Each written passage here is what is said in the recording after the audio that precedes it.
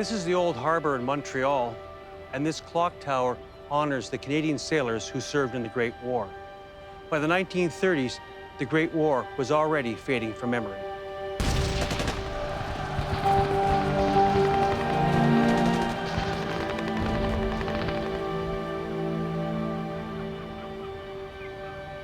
In July 1936, the largest peacetime armada in Canadian history sailed for Europe.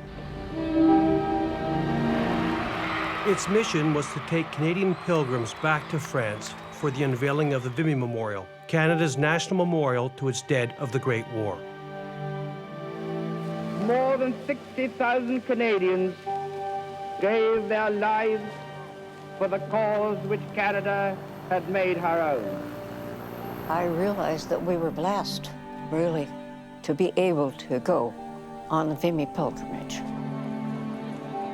It was to be the bittersweet swan song of the Great War generation.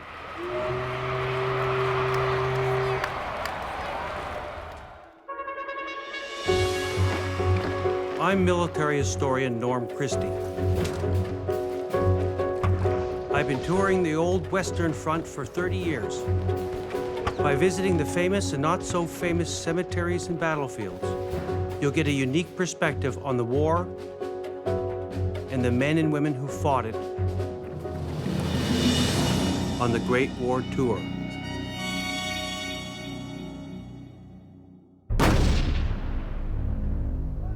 On November the 11th, 1918, the guns fell silent on the Western Front as the Great War ended with an Allied victory and the liberation of Belgium and France. 10 million had died in the fighting. At the outset of the war, Canada, as a loyal dominion of the British Empire, had been eager to join the fight. But the cost to Canada was enormous. 600,000 went to war, and 200,000 were wounded or killed. Now with peace, the veterans returned home to their families, fathers and wives and sisters and daughters anxiously awaiting their return. But as victory was celebrated across Canada, in every village and in every city and on every street, people were in mourning for the 60,000 soldiers who had never come home.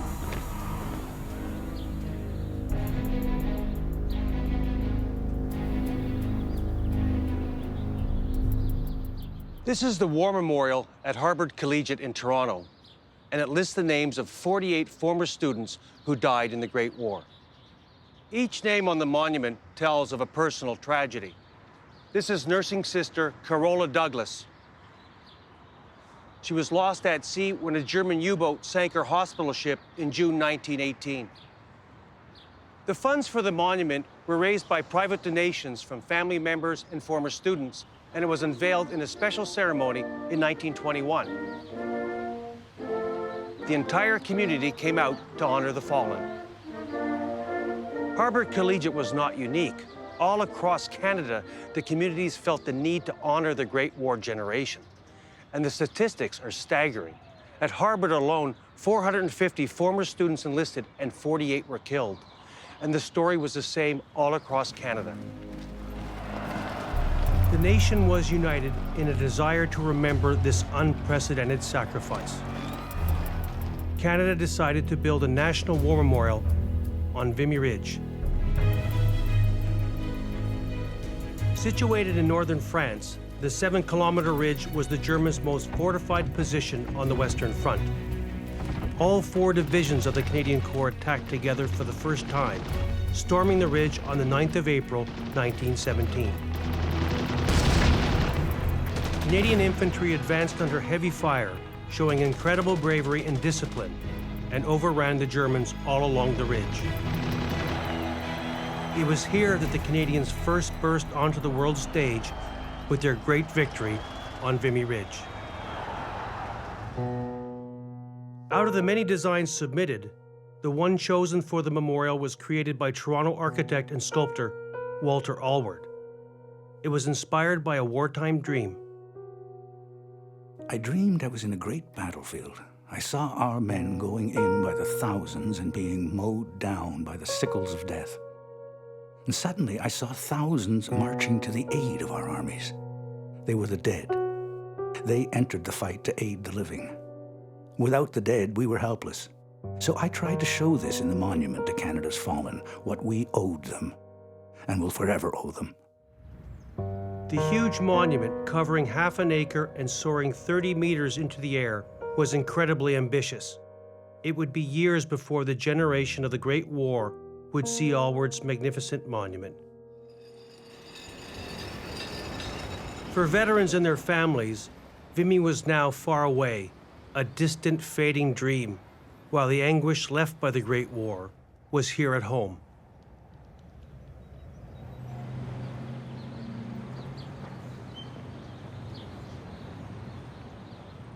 This is Howland Avenue, just a few blocks over from Harvard Collegiate. The memorial at Harvard is a visible sign of suffering and loss. But across Canada, in every town and every village, there are invisible war memorials to the suffering and grief of the Great War. After the Great War, two brothers from this street returned home, and one of them, Greg Clark, wrote a story about his return in 1919. He lived here, number 66.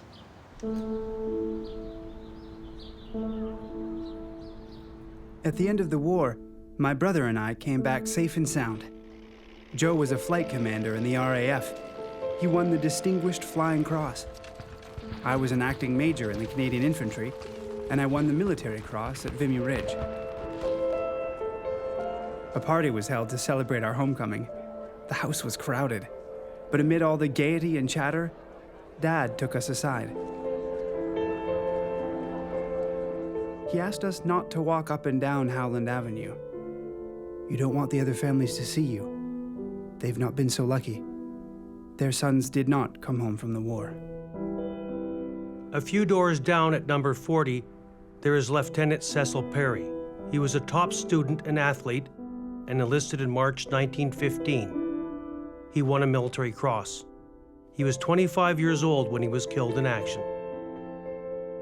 At number 9 Howland Avenue, there is Bill McMurtry, son of Archibald and Henrietta. He was killed in action in February 1918. And up the street at number 123, Ross Taylor, son of Wilson and Nancy Taylor, served with the Canadian Field Artillery and was killed in action January 1916. At number 17, there is Ken Bwist, son of Elizabeth Bwist. He served with the Canadian Engineers and died in July 1918. We know of 10 boys from this street who never came home. There were thousands of Howland Avenues all across Canada. The pain and suffering inflicted by the Great War was so intense that in the post-war years, the people had to forget. They had to forget so they could move on with their lives.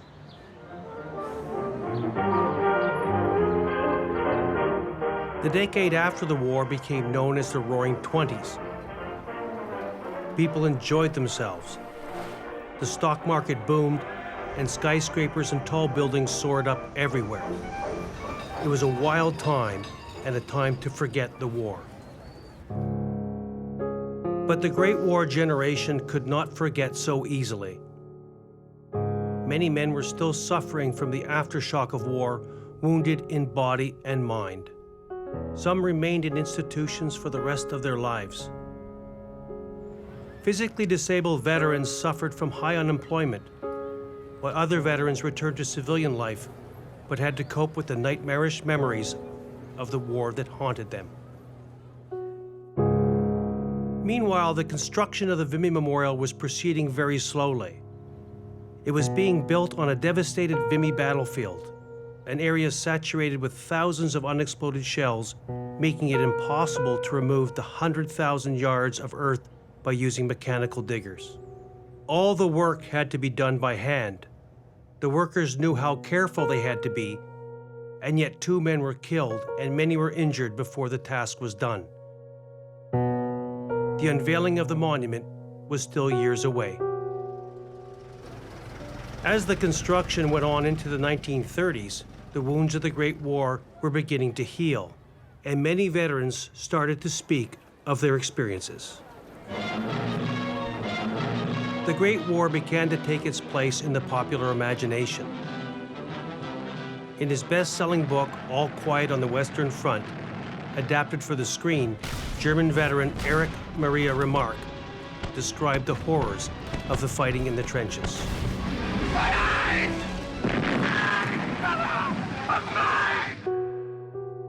Another Great War veteran, Canadian Will Bird, also wrote about his nightmarish experiences on the Western Front.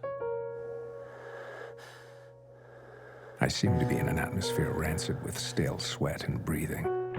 Then, from overhead, the machine gun's note, louder, higher, sharper, as it swept bullets over the shell crater in which I hugged the earth. The long-drawn whine of a coming shell. Its heart-shaking explosion. Then the first low wail of the man down with a blood-spurting wound. It was too much.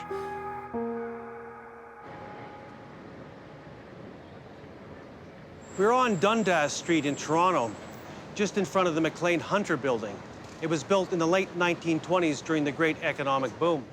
In 1931, Maclean's commissioned Will Bird to go back to the Western Front and write a series of articles on what he found there. The series was known as 13 Years After. In Will Bird's series, he wrote about all the Canadian battlefields of the Great War, but the one that received the greatest response was the one on Vimy Ridge, and in particular, the construction of the monument there. It was to be Canada's national monument to the Great War.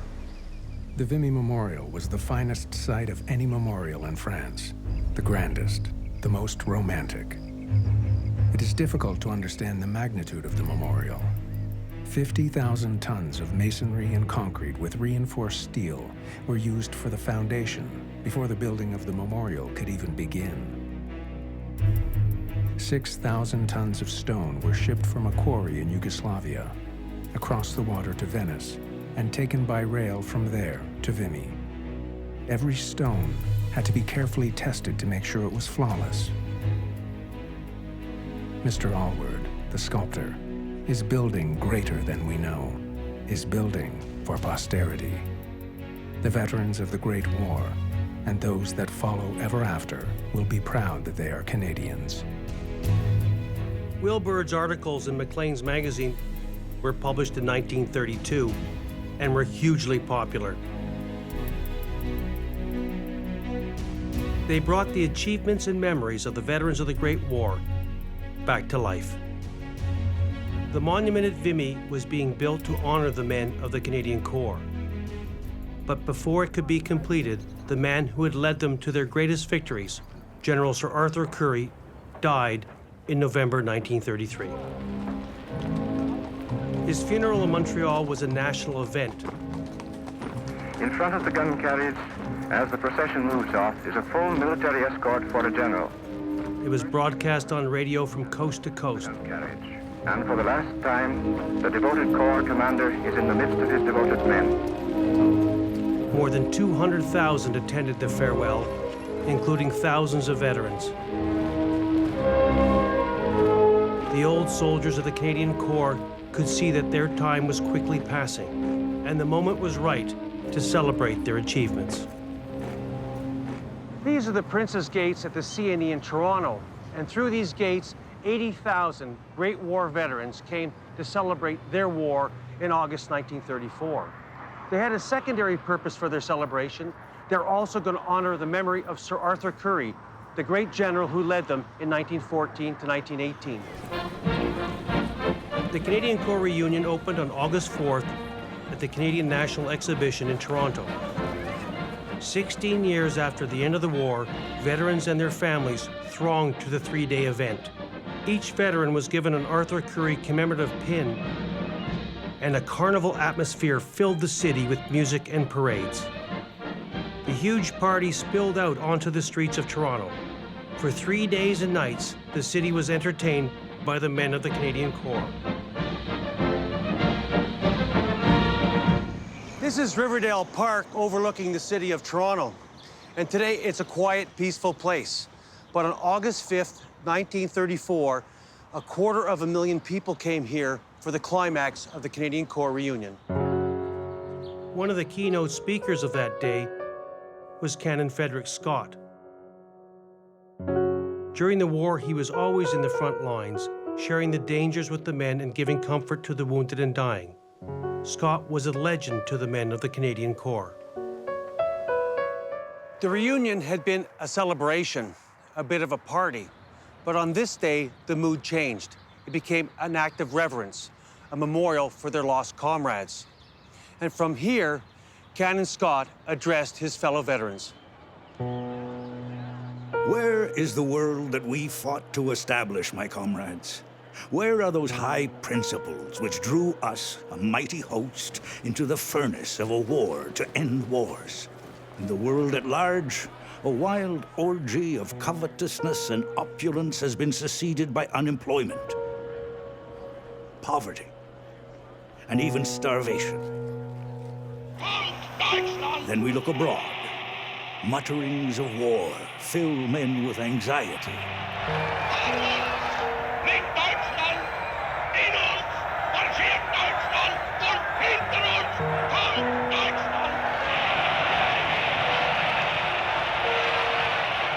To you, the men of the Canadian Corps, I say, keep the bond between you sacred. And use the power that lies in it for the cause of the weak and the downtrodden, and the lives that still bear the scars of war.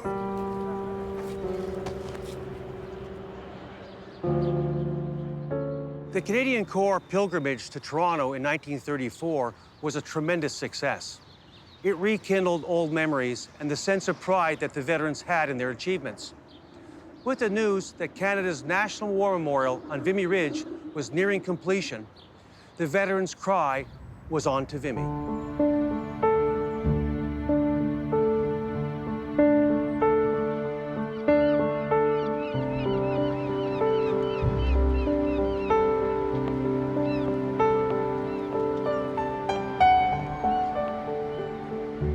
This is the old harbor in Montreal, and today it's a place for leisure craft and Cirque du Soleil.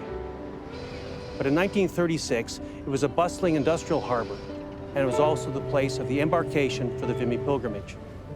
On July 16, 1936, 6,200 pilgrims from all across Canada and the United States congregated here to make the great journey to Vimy. Amongst those pilgrims was Iris Brown of Windsor, Ontario.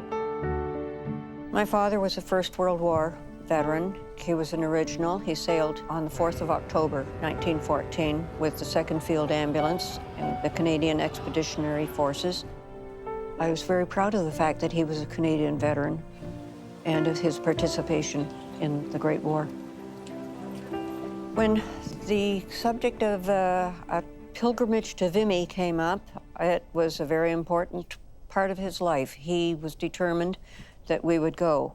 So my sister Frances, my mother and my father, and me all went on the Vimy pilgrimage in July of 1936. We had to go by train from Windsor to Toronto. We stopped in Toronto overnight. I remember being in the Royal York Hotel overnight and then on to Montreal the next day. One of the pilgrims that had the least distance to go was my grandfather, Randall Christie. He only had to pack his bags, grab his bottle of scotch that he'd been given by his office mates, and head down here to the Quai Horloge. I was presented an address book and a bottle of scotch by the staff, and wished a bon voyage. Left office at 2 p.m. My grandfather enlisted in the Canadian Army Medical Corps. During the Battle of Vimy Ridge, he served as an ambulance driver. He was honored to go on the Vimy pilgrimage.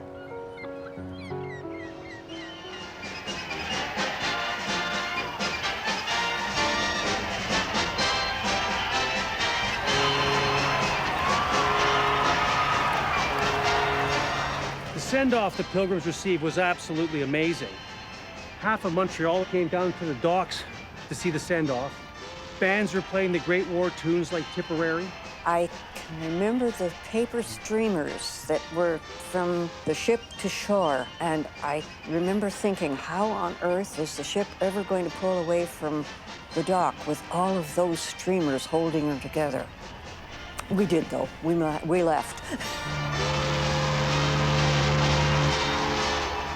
At 11 o'clock, the bells of old Montreal rang out, and the first tugs pulled the Montrose out into the St. Lawrence. It was then followed by the Montcalm, the Escania, and the Antonia.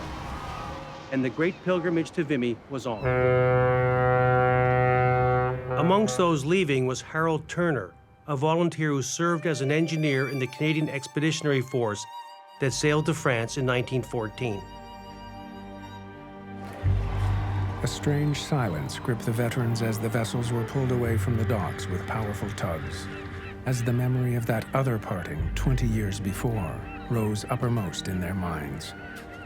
Our ship, the SS Escania, slipped into midstream, and other ships in the harbor dipped their ensigns in salute. The whistles of passenger vessels, tugs, locomotives, factories, all joined in a chorus, the likes of which had been heard on very few occasions.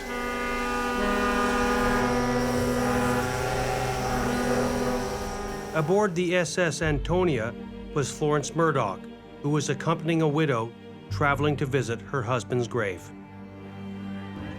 My, what a send-off we had. It was a royal one, all right, but then our whole trip was along the same line. We had many high officials of the pilgrimage on our boat, including dear old Canon Scott. He was known to all as Pilgrim Number 1.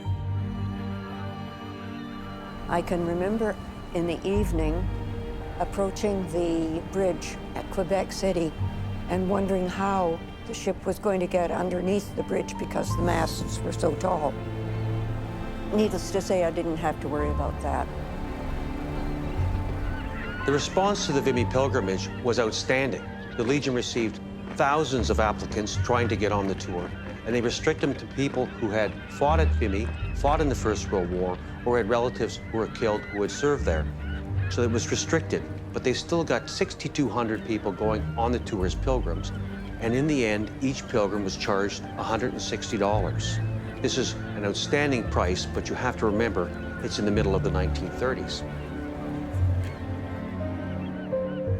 My grandfather was only a clerk in Bell Canada, so to save up that much money in the Great Depression to make this trip just shows how important the monument on Vimy was to him.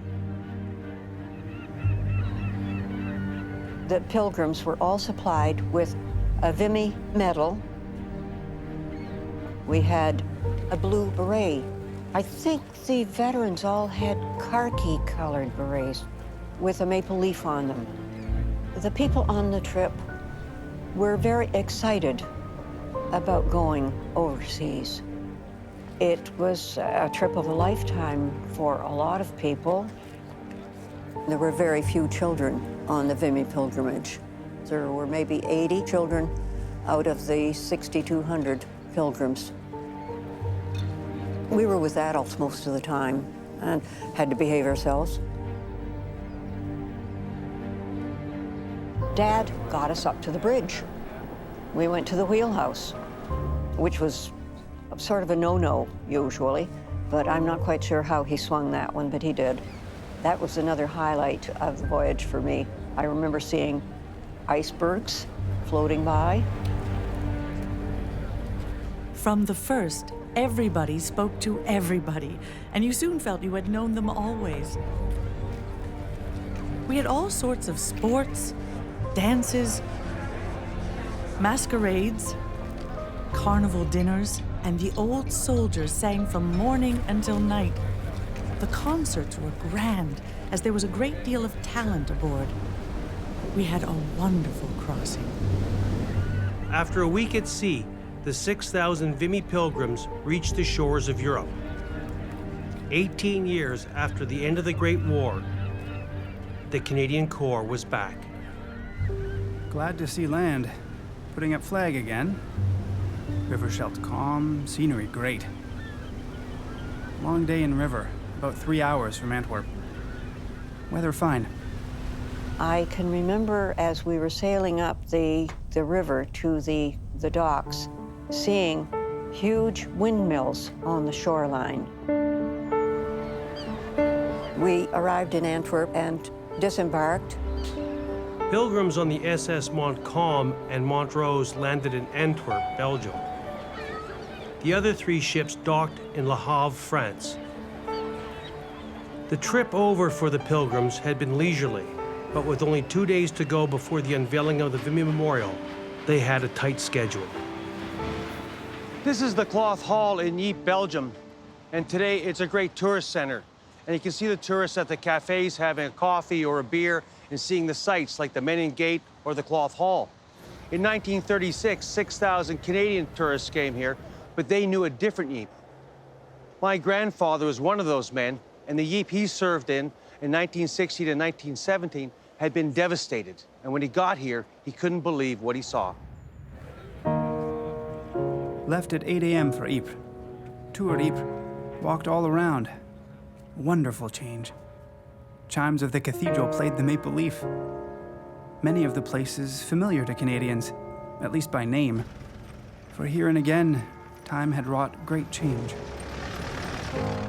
I particularly remember being in Ypres under the great arch of the Menin Gate. It's a huge arch, gray-colored. The names of missing soldiers are listed on the walls. Around the city of Ypres, many battles had been fought during the Great War. 500,000 men were killed, and unceasing artillery fire had churned tens of thousands of dead men deep into the Flanders mud. And like the Vimy Pilgrims, Will Bird also visited the city of Ypres. He had fought there during the Battle of Passchendaele. I stopped to chat with a local farmer. "How goes the farming?" I asked. "Well," he said, "the land is richer than before. It is the best land I've ever seen. My crops are the largest yet." All over those miles, you hear the same story. All that blood-soaked region seems doubly productive now. Homeward bound, we passed a number of large burial grounds, and they presented a beautiful sight. So much so that our bus stopped. Headstones all the same, grass neatly trimmed, and each grave had a red rose in full bloom on it. As I stood, looking at row after row of these headstones, I was reminded of the poem by Colonel McRae. But I believe for the first time, the real meaning of those words came to me. In Flanders fields the poppies blow, between the crosses, row on row, that mark our place. And in the sky, the larks still bravely singing fly, scarce heard amid the guns below. We are the dead. Short days ago we lived, felt dawn, saw sunset glow, loved and were loved. And now we lie in Flanders fields. It was here also that pilgrims got their first glance of a poppy. And soon after our buses stopped, the ground was cleared of all poppies. 300 pilgrims boarded trains to the French city of Valenciennes. They were given a hero's welcome, much like the one they had received 18 years earlier when they had liberated the town from German occupation. This is Place de Canada in downtown Valenciennes, and today it's just a car park, but in 1918 it was something special. On November 2nd, 1918, the Canadian Corps had captured Valenciennes and liberated the people.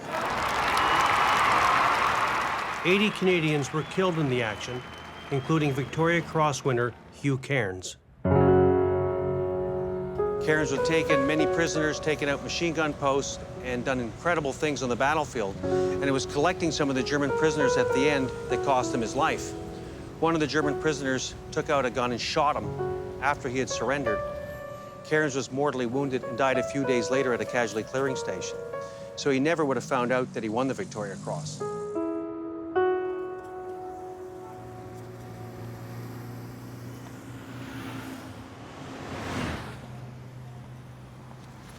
This plaque is in memory of Sergeant Hugh Cairns of the South Saskatchewan Regiment, the 46th Battalion. It was dedicated during the pilgrimage by the 250 pilgrims who had been at Mons, who came down here amongst thousands of French locals.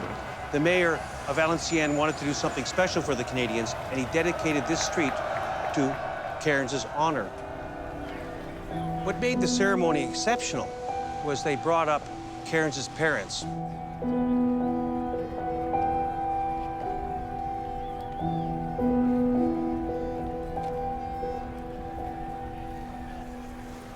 What's moving about this tablet is it was the only one that was dedicated to an individual. Every other event on the Vimy pilgrimage was to the groups, to the sacrifice of the Canadians. This one was to the sacrifice of Hugh Cairns. As the day for the unveiling of the Vimy Memorial approached, many pilgrims headed towards Arras, a city close to Vimy Ridge.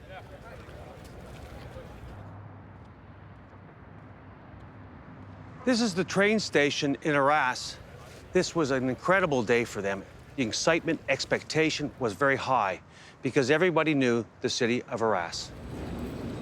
Arrived in Arras at 12:08. As we stepped from our trains, we were surprised as we walked through the up-to-date railway station. For as we remembered it last, it was just a mass of twisted iron and steel. Arras was an important supply and transport center for the Canadian Corps. It was just a few miles from the German lines at Vimy Ridge, and over 4 years, it was constantly shelled by long-range German artillery. Its beautiful medieval buildings were destroyed.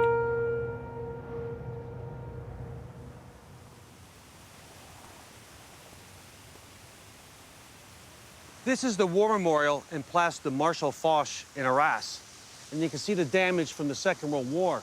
In fact, the train station was destroyed in 1944.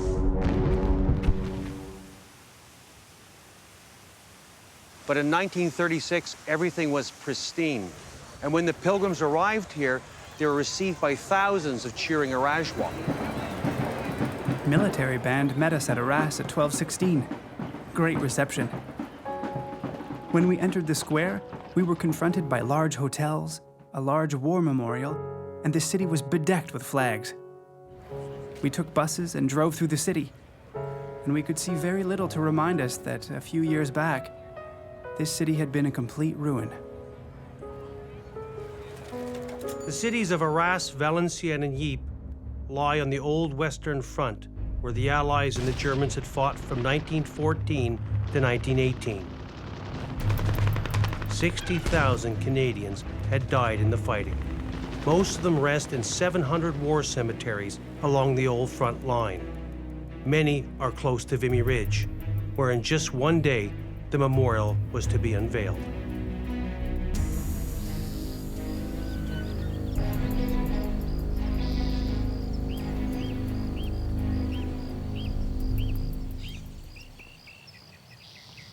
During the Vimy pilgrimage, thousands of pilgrims wanted to make special cemetery visits. 1,300 of them went to 350 sites across France, and each person had to have their own itinerary. And one of the cemeteries they visited was Regina Trench. These visits were very personal. They were there to see the grave of a son, or a husband, or a father. And they're always the most poignant part of the pilgrimage.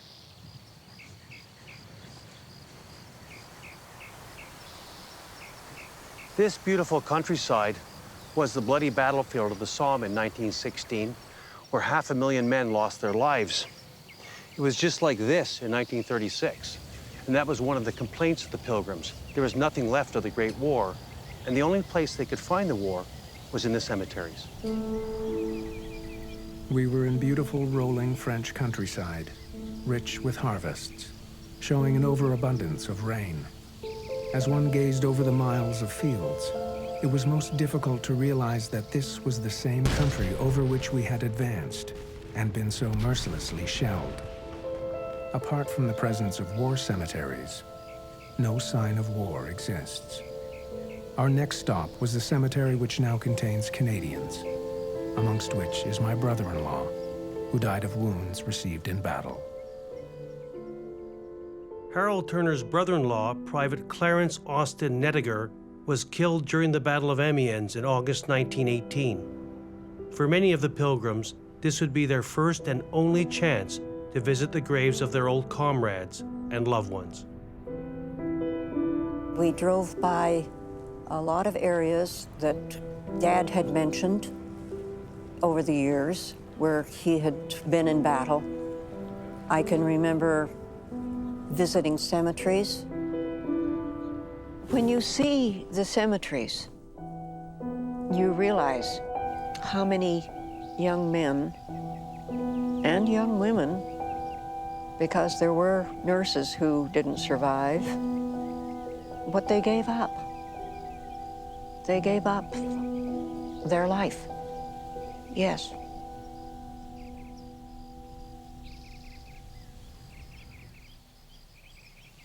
For the pilgrims, their first days in Europe had been a whirlwind of events and cemeteries and memories.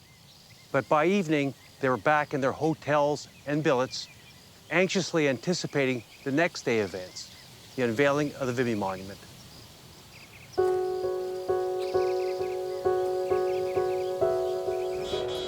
The unveiling of the Vimy Memorial was on Sunday the 26th, and it was an early start.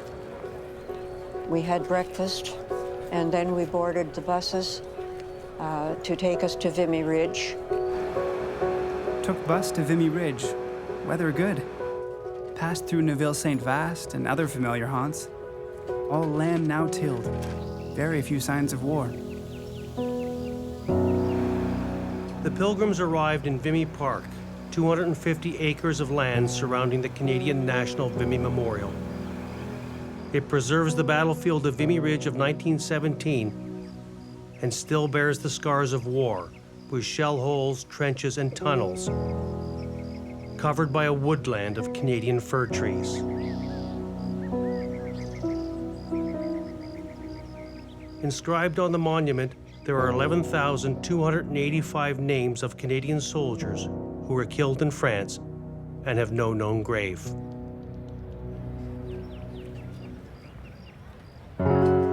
Then when we arrived at Vimy Ridge, we wandered through the reconstructed trenches.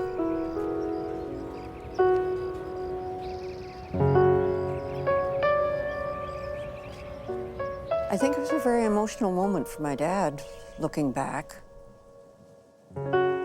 He had been there.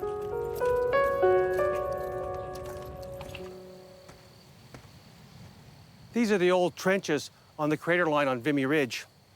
Vimy took so long to build that the engineers decided that they would do something with their spare time, so they cemented the old front line. So when the pilgrims arrived, July 26, 1936, they were discharged just outside of this site. They came in here, and it was quite miraculous because this is one of the few places where they could see something left over from the Great War. My grandfather was in these trenches in April 1917. This was his battlefield, and he could recount all the different places. This is where they evacuated the wounded. This is the battlefield they had gone over. After you went through the cement trenches, they went underground into the Grange, and that was really where he had been throughout April, May 1917, the undergrounds. Perhaps he even carved his name in there. Vimy was riddled with tunnels because that was the only way the soldiers could get to the front line and be protected from the incessant shell fire.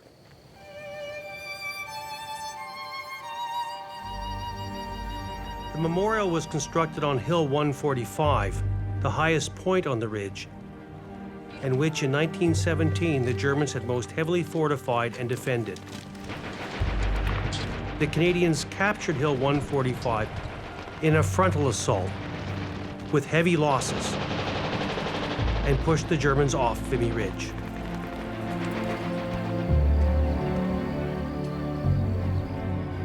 We were allowed to drive right up, all the Canadians, but the rest of the people had to walk in. We drove through those wonderful avenues of maple trees that have been sent from Canada and had our lunch with our companies in a woods near Vimy. All this ground has been given to Canada by France, and so is known as Canadian territory. And there were thousands, not only the Canadian pilgrims, but there were just absolutely thousands of people from the surrounding area and visitors from other places as well at Vimy that day. There are certain events in history that are very vivid, and for me, the Vimy pilgrimage is one of them. You can almost feel the emotion of those times, the anticipation and the pride. And perhaps because my grandfather was here, it's a bit stronger for me. He came right down this path like I'm walking today, and he went over to the other side of the monument to get a special location. And everybody was waiting for the arrival of one man, the king. I remember when King Edward VIII came up on the monument. He came in from the rear and then across the front.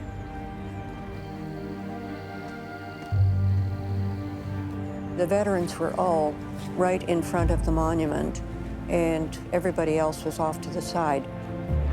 There was a good welcome for him when he arrived at Vimy Memorial. He was well liked, and it was unfortunate that he did break a few hearts afterwards.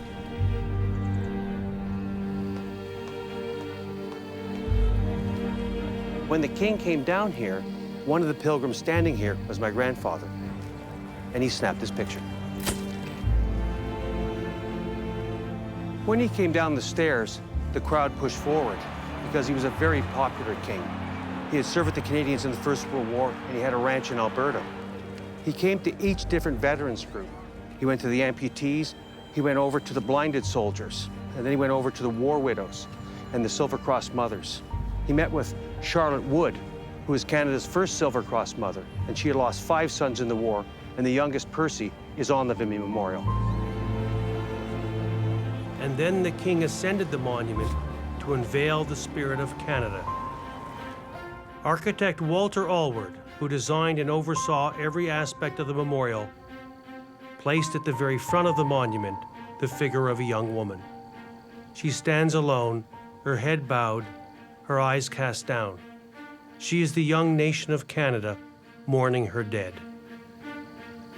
The king stood right here. The spirit of Canada was draped with the Union Jack and the Red Ensign, and he started his speech.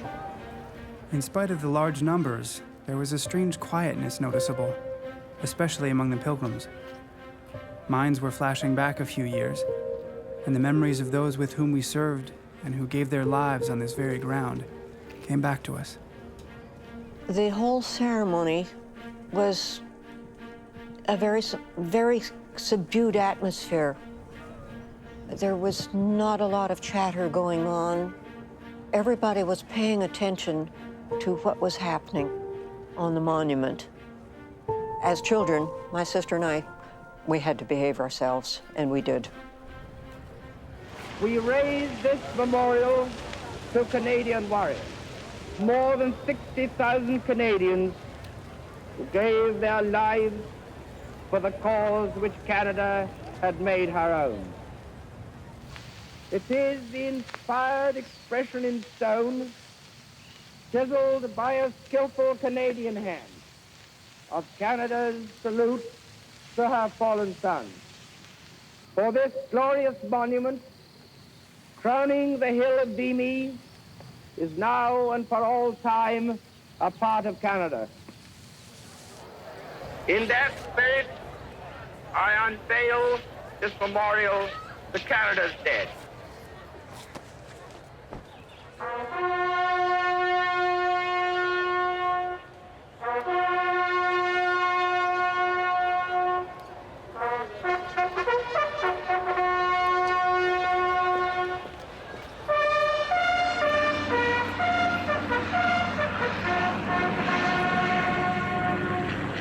During part of the ceremony, there was a fly past by aircraft. That was exciting.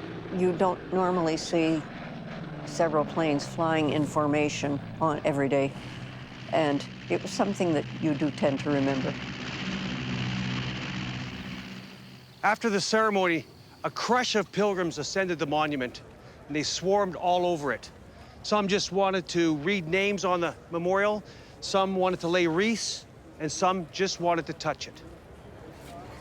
The monument was sparkling white, and the towering, towering pylons. It is a gorgeous monument. After the unveiling, the monument was thrown open for inspection, and this whole throng of more than 100,000 persons seemed to move in the direction of the monument at the same time, and there was a terrible crush. I was carried up most of the steps, and was glad when I reached the rear of the monument. We hated to leave. The sky was just ablaze with color, and high on Vimy we watched until dark. Even then we hated to leave, as did every Canadian, and not many left until really very late. I realized that we were blessed, really, to be able to go on the Vimy pilgrimage. I really do feel blessed.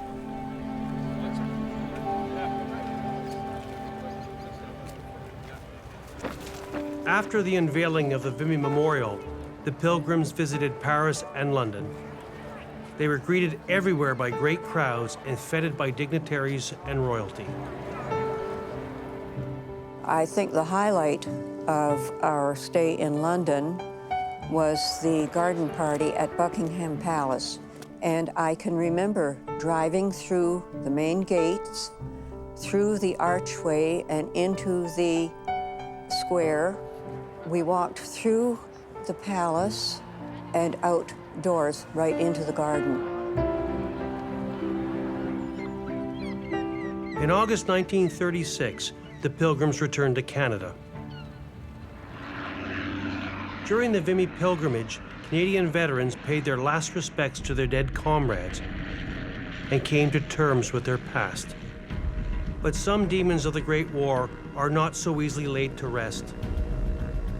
Only 4 years after the Vimy Memorial is unveiled, another Great War veteran pays it a visit. Former German Army Corporal Adolf Hitler. Under Hitler's leadership, Germany invades Belgium and France in 1940. And once again, another generation of Canadians volunteered to go to Europe to fight.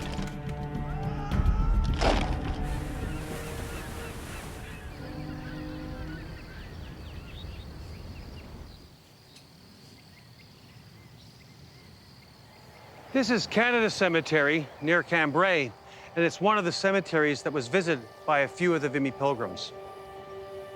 For the pilgrims, their adventure had been a great success, but it had also been a bit of a failure. Their successes were that they had witnessed history in the unveiling of the Vimy Monument. They had been treated like conquering heroes, and they had got to say goodbye to some of their old friends and loved ones.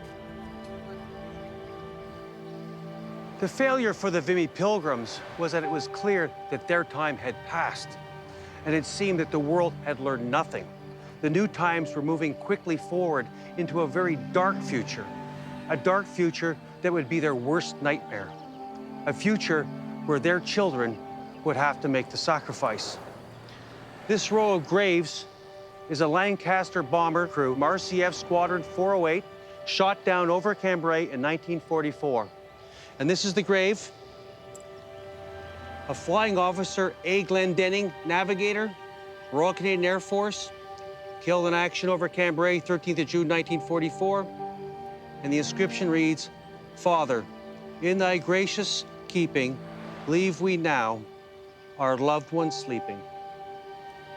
For the Vimy pilgrims, their children would have to pay the price.